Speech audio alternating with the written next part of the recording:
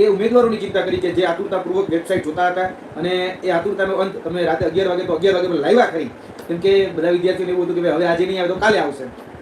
પણ તમે જે પ્રોમિસ કર્યું હતું એ પ્રોમિસ તમે પૂરું કર્યું છે, બદલ તહે દિલથી તમામ વિદ્યાર્થીઓથી ખૂબ ખૂબ આભાર. હવે જે લિસ્ટ જાહેર કરવામાં આવ્યું છે એ લિસ્ટમાં જોવા જઈએ તો ફાઇનલ આન્સર કી બાદ જે શિફ્ટવાર જે રદ કરેલા પ્રશ્નો જે છે તેની યાદી, પ્રો રેટા ગુણ તથા કપાત ગુણની વિગત, એ બધી જ વિગતો જે છે એમાં મૂકવામાં આવી છે.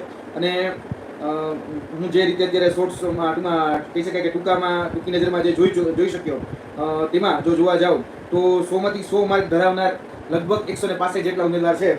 અમે આ જે યાદી છે એ યાદીને અત્યારે એક્સેલ ફાઇલની અંદર ફિલ્ટર કરી રહ્યા છીએ. અમારું એક સાઈડ એ પણ કામ ચાલી રહ્યું છે. કહી શકાય કે જે વિદ્યાર્થીઓ છે એ વિદ્યાર્થીઓ પ્રયત્ન કરી રહ્યા છે કે કેટેગરી વાઇઝ છે કે પછી જગ્યાના પ્રમાણે કેટલા ઉમેદવારોને લઈ શકે, કેટલા ઉમેદવારો જે છે એ આની અંદર આવી શકે, તો એના માટેના પ્રયત્ન કરી રહ્યા છે કે કેટલા ઉમેદવારોના આનો લાભ થઈ શકે એમ છે.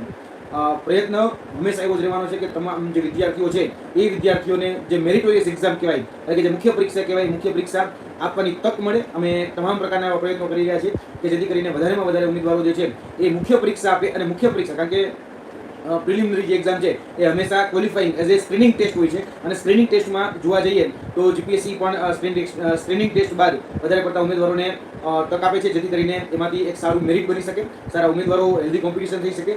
એના માટેના પ્રયત્નો અમારા પણ છે કે જીપીએસસી પેટર્ન પ્રમાણે વિદ્યાર્થીનું મેરિટ તૈયાર થાય તો વધારેમાં વધારે વિદ્યાર્થીઓને ફાયદો થાય. અમે તો પ્રયત્ન કરી જ રહ્યા છીએ, પરંતુ વિદ્યાર્થીઓને પણ કહીએ છીએ કે તમે પણ મેક્સિમમ તમારા જે પણ તાકાત છે તાકાત પ્રમાણે તમે પ્રયત્ન કરો. કોશિશ કરને વાલો કી હાર નહીં હોતી, એના જેવી વાત છે. એટલે કોશિશ કરશો તો તમારી જે કોશિશ અને જે પ્રયત્ન હશે સફળ થશે. બીજી વાત કે અત્યારે જે યાદી જાહેર થઈ છે એ યાદીનું ફિલ્ટરેશન અત્યારે અમે કરી રહ્યા છીએ. લગભગ બને છે કે કાલ સવાર સુધીમાં કે સાંજ સુધીમાં અમે થોડીક નવી અપડેટ પણ એની અંદર આ સીસીની અંદર જે છે એ આપીશું. અને જોવા જઈએ તો તમારે નવેમ્બરની ગણતરી રાખવાની છે આગળની જે ફર્ધર એક્ઝામિનેશન છે એના માટેની, જે ગ્રુપ એ અને ગ્રુપ બી બંને માટે. ગ્રુપ એ જે છે એ ડિસ્ક્રિપ્ટિવ ફોર્મેટમાં લેવાની છે, અને ગ્રુપ બી જે અત્યાર સુધી એવી વાત હતી કે સીબીઆઈટી ફોર્મેટથી લેવામાં આવશે, પરંતુ જોવા જઈએ તો એ સીબીઆઈટી ફોર્મેટથી ન લેવાય અને ઓફલાઈન પદ્ધતિથી લેવાય. કારણ કે એમાં જે ઉમેદવારોની સંખ્યા હોય એ ઉમેદવારોની સંખ્યા જો મર્યાદિત હોય તો ગાંધીનગર હોય, અમદાવાદ જેવા સેન્ટરોમાં સેટ કરી અને સિંગલ પેપર એક્ઝામ જે છે લઈ શકાય. એ શક્યતાના બેઝ ઉપર તમામ જગ્યાએ એવા પ્રયત્નો ચાલી રહ્યા છે. ભરતી બોર્ડ દ્વારા પણ એવા પ્રયત્નો ચાલી રહ્યા છે.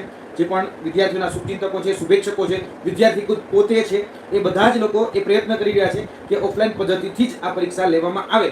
તો એની અંદર કહી શકાય કે તમામ જે અધિકારીઓ છે એ અધિકારીઓ પણ સપોર્ટ કરી રહ્યા છે. અને અધિકારીના પ્રયત્નને કારણે જ આજે એવી આશા અમને મળી છે કે ભાઈ મોસ્ટ પ્રોબેબલી કે આ પરીક્ષા એટલે કે જે સીસીઈ ગ્રુપ બી એ બને ત્યાં સુધી ઓફલાઈન મોડથી જ લેવામાં આવશે. એટલે ઓફલાઈન મોડથી જો આ પરીક્ષા લેવાય છે તો મોટાભાગના જે વિદ્યાર્થીઓ છે એ વિદ્યાર્થીઓને ફાયદો થશે. હવે આની અંદર જે છે એમાં મોટાભાગના અપડેટ્સ જોવા જઈએ તો આવી ગયા છે.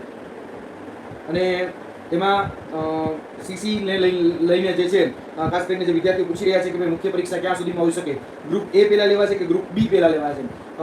મોસ્ટ પ્રોબેબલી જે છે બાબતો જે સામે આવતી હતી કે ગ્રુપ એ પહેલાં લેવાય કે ગ્રુપ બી પહેલાં લેવાય, હું એ વાતમાં હજી પડવા નથી માગતો, કારણ કે એ ડિસિઝન થોડું પેન્ડિંગ છે. પરંતુ નિમણૂક જે છે એ ગ્રુપ એને જ પહેલાં મળશે.